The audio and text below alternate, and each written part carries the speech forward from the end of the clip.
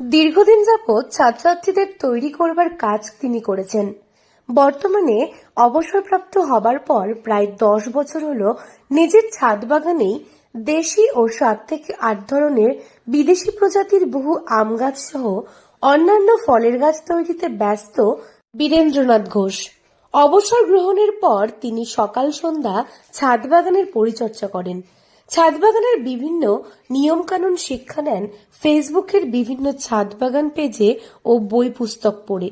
স্থানীয় নার্সারি ও ফলের চারার দোকান থেকে গাছ সংগ্রহ করে ছাদ বাগান শুরু করেন বীরেন্দ্রবাবু। বর্তমানে তার ছাদ বাগানে আম, পেয়ারা, লিচু, ডালিম, থাই ভ্যারাইটির জামরুল, মাল্টা, আমড়া, কাজু, চেরি ফল, পেঁপে সহ আরো বেশ কিছু ফল গাছ আছে। গাছগুলোর যত্ন নিজের সন্তানের মতনই করেন তিনি। এবার আম 3 রকমের আম এসেছিল। একটা American red farmer, banana mango, আর হচ্ছে মিয়াজাকি। হচ্ছে থাই ভ্যারাইটিস হচ্ছে কাটিবনা। মালটা আছে থাই ভ্যারাইটি, জামরুল থাই ভ্যারাইটি, চেরি।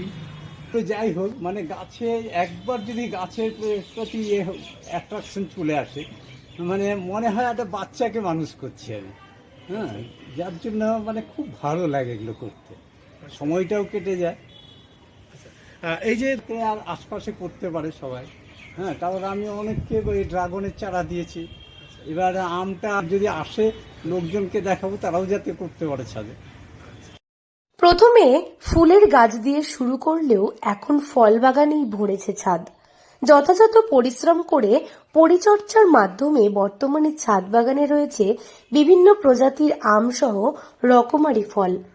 গাছের প্রতি ভালোবাসা থেকেই বাড়ির ছাদেই ফলের বাগান তৈরি করে পরিবারের পুষ্টি চাহিদা পূরণের সঙ্গে সঙ্গে ছাদের সৌন্দর্য বৃদ্ধি করছেন তিনি।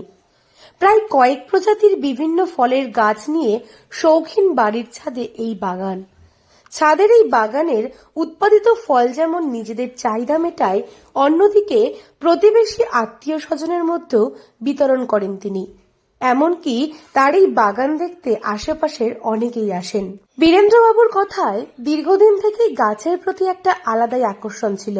চাকরি করবার দরুন সঠিকভাবে সময় পাওয়া যেত না, তাই অবসরপ্রাপ্ত হবার পর থেকেই বাড়িতেই বাগান তৈরি করার চিন্তা ভাবনা শুরু করেন তিনি।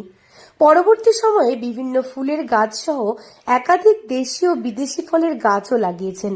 নিজের হাতে তৈরি গাছে ফল কিংবা ফুল ফুটলে আনন্দে মন ভরে যায়। সেই প্রেরণা নিয়েই দীর্ঘদিন ধরেই এই কাজ তিনি করছেন। আগামী দিনে এই বাগান আরো বড় করবার পাশাপাশি অন্যান্য ফল এবং ফুলের গাছ লাগানোর চিন্তা ভাবনা রয়েছে অবসরপ্রাপ্ত বীরেন্দ্রনাথ ঘোষের। দক্ষিণ দিনাজপুর থেকে সুস্মিতা গোস্বামী রিপোর্ট, লোকাল 18 বাংলা।